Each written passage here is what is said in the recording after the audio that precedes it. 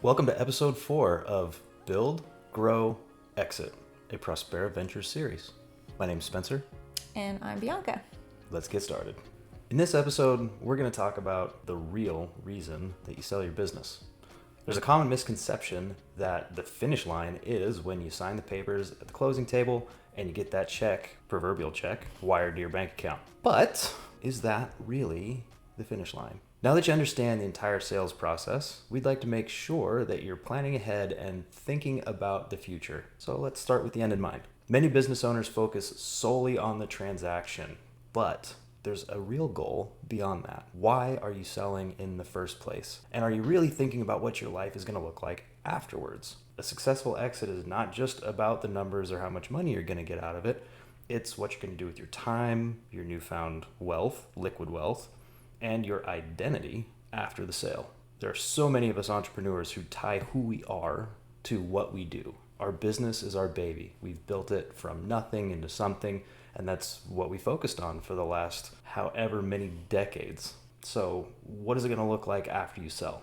Do you want to sell the whole thing? Do you want to stay involved in some way, shape, or form? Are you just going to sit on the couch and watch TV if you have a full exit? Are you going to take up fishing? So many questions to answer. So, as we've said many times before, the best time to start planning your life after the sale is really now, or at least as soon as possible, and definitely before you start the sale process. Start with the end in mind. Let's dig into that a little deeper. So, with the end in mind, let's discuss what success really means to you as an owner. Are you the only owner? Are there multiple owners? Let's really dig into what the owner wants with a transition out of the sale. This could include, what does that look like for your legacy, your employees, your continued involvement, and your future with them? A good place to start is by thinking about what type of a sale you actually want to do. In a lot of instances, you don't have to sell the entire business. You can hang on to a small percentage, 10, 15, even 20% or more. Anything's possible. The world really is your oyster when it comes to structuring a sale.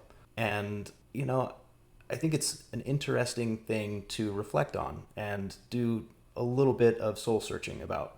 We as entrepreneurs often create our identity around our business. Our business is our baby. So the real question is, do you want to let go of that completely? Can you let go of it completely? Some people, they just want the hell out. They're done. They've built it as far as they can, and they really just want to focus on something else.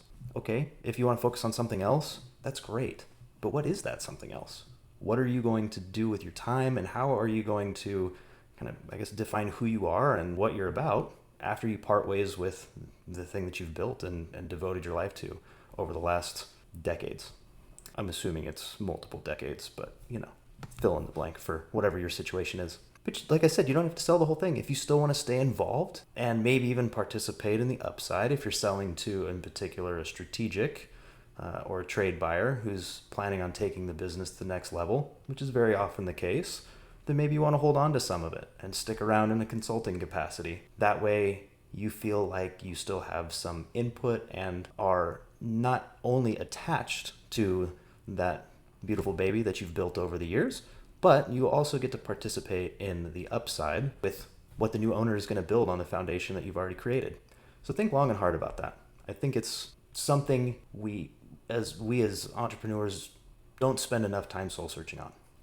Yeah, I would also consider where you're at in your journey. Are you someone that's built your business since you were 20 years old and you're only 45 years old and you still have a lot of potential advisory skills left?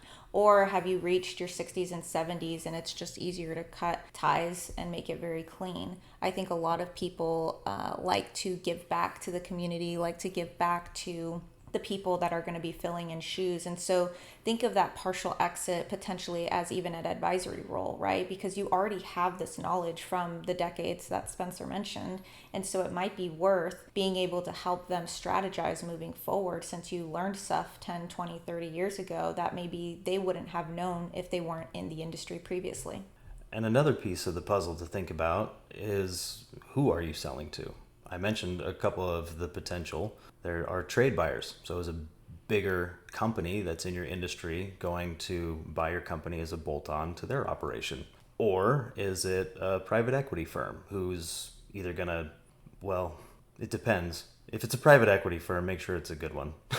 That's all I'm going to say there. Nothing against private equity. I think that there are pros and cons. I think that private equity plays a very important role in our economy and in the business ecosystem. And I just think it's important to know who you're handing your baby over to, regardless of whether it's a trade buyer or private equity. But those aren't the only two options. You can also think about selling out to your management team. Do you have some key people that have worked with you over the years that would really like to continue building on your legacy? And there are several different ways that you can do that. You can sell out to them outright. You can create what's called an ESOP and sell to the ESOP, and that ultimately is selling to the larger base of employees. And we can dive into the details of that in another episode. But the point is, there are a lot of different ways to structure the exit and a lot of different potential acquirers that you can target or at least have in your mind as the ideal buyer for you. So think about that ahead of time, because ultimately, it's your life, it's your terms. What's important to you in this transaction? Preserving the culture and the legacy that you've built, or is it really just as much cash as you can possibly get? Either way, no judgment. Just figure out what's right for you. Another key aspect of a transaction and the transition that comes after a successful transaction is something that we don't really talk a lot about as a whole, as a business community, I don't think. And that is the emotional side of it. How are you going to hold up emotionally after you sign those papers and you're officially no longer the decision maker, the boss, the CEO, the founder anymore? How's that going to impact you? And for me personally, I would know that I was not prepared for how significantly it hit me. I don't even think I realized how much it hit me for probably a couple of months. I was in a little bit of a daze myself. It was definitely months for me as well, because your day to day, it's a 180 of what's going on around you. It's totally different. So I would say a few months for me as well. Yeah, because really everything that was my life, that I had devoted my life to for the past 8 years, completely changed overnight. And that was weird. And it was painful in a way that I was not prepared for. So I don't know how you really prepare for that, except for to just recognize that it is going to be very different. And it will feel like you're losing a part of yourself, maybe. And if you think about that ahead of time, maybe that impacts your decision one way or the other in terms of whether you want the clean break or still want to try to keep your finger on the pulse and stay involved in some way. I know for me, the next time I have an exit coming for one of our either current or future ventures, I'm going to think a lot more about that ahead of time and be more planful and strategic in how I navigate it, both with myself and my team and my family.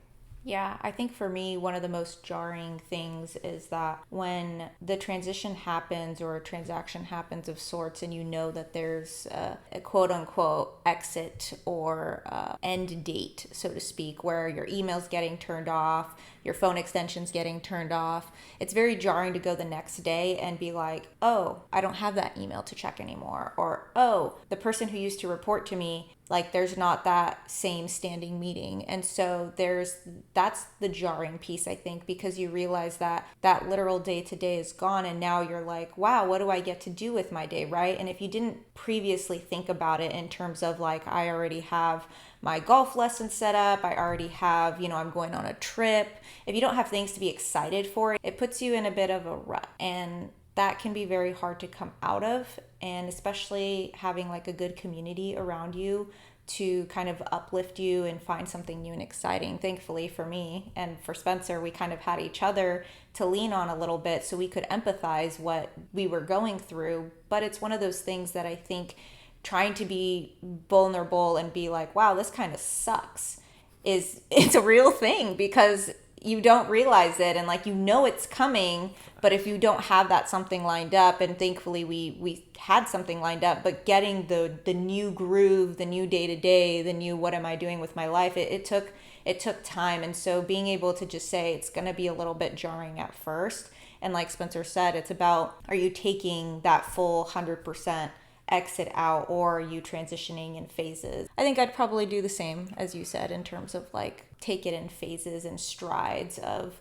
what else am I not responsible of, what else can I put my time and effort towards. So I'm very grateful that I had you as part of that support system, but I'm also really grateful that we had our team too, right? I don't think I did a very good job at preparing myself or them for it, and yet they still came through and took the transition well, picked up whatever they needed to pick up, and then as things transitioned out for them through the transition process of the company to the new owner, having that remaining connection with them really helped. But I would say like one thing that I did learn is, and this might almost be somewhat contradictory to what I've been saying, so I'll take it with a grain of salt, but it's something to be cognizant of. And if you do want to stay connected to the company, something to be intentional about how you're structuring while you're going through the transaction. Because if there's not a real like mechanism in place, a real legal mechanism in place, you might not have much of a choice once the new regime comes in. You might just find yourself kind of getting pushed out the door if it's an informal kind of arrangement where, yeah, sure, we'll still stay in touch and we need to pick your brain occasionally, but and we'll pick your brain, and whatnot. So if you do want to stay involved, my suggestion would be to be intentional and make that like an actual legal part of the transaction, because otherwise, like I said, you can just get shuffled right out the door. Another thing that I would do differently personally is be much more diligent, and this comes down to like just the like logistics side of things. I'd be much more diligent about figuring out all of the things that are connected to my work emails and anything that's connected to that company and my identity with that company. My photos, my drive, my... Because when you're in it for a while, those things can get intermingled and you forget what's connected to what. There's so much going on in life. Travel. I think travel was a big one too, Yeah. where your like the work email kind of coincides. So I agree. That's a good thing to keep an eye out. Yeah. Check the accounts that you want to continue using after the transition and update your emails and codes and whatever to your personal, if it technically was personal stuff anyways. It's hard to remember that part for sure. Yeah, even if you use it for business, right? So say you travel mostly for business. This was definitely true for me. So all of my airline miles and stuff, all of that was connected to my work email. And I didn't realize that on some of them. So, come a month or two after I've transitioned out and I'm trying to log back into my accounts and book flights, it was a little bit of a hassle. So make sure you check in the boxes on making a clean transition out. It'll make your life a little easier. The power really comes in planning with the end in mind.